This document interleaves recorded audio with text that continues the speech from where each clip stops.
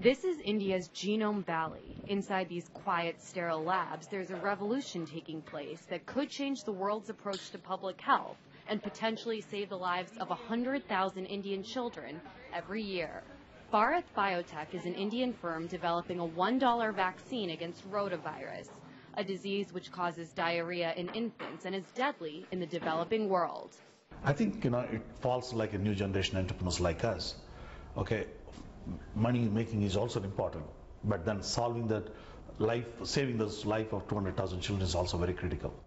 A new study shows India is leading the way in treating people in remote areas and battling diseases which are shunned by the big pharmaceutical companies because immunizations in the developed world have all but obliterated them. Dr. Krishna Ella believes big pharma companies haven't really dived into creating products for developing markets because they haven't had the financial incentive.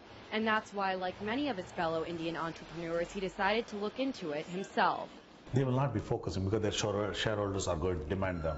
Okay, what's the value? You invested $1 billion on the product. I need a $5 billion sales.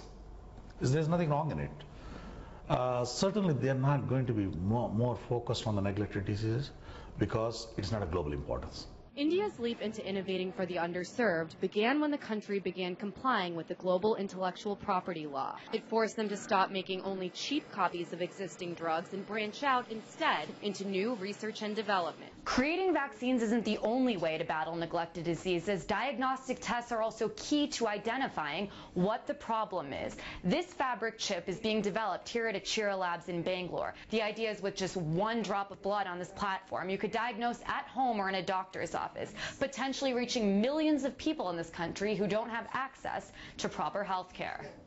Dr. Dhananjaya Dendakuri, the brains behind the fabric chip, believes that other more profit-driven companies will start to take an interest once they realize just how big this market really is. It's a volume game, right? Just like glucose strips or whatever. Once there's like millions or billions of tests being sold, no matter how cheap each one is, and people do get interested. Maybe the price points are like an order of magnitude lower than they are in the West, but at some number it starts making sense. And a report into India's growing R&D capabilities says the country might not need the big power players to make an impact. India has the requisite manpower and the talent to be able to do these sorts of things and focus on areas that are important to this country and other developing countries.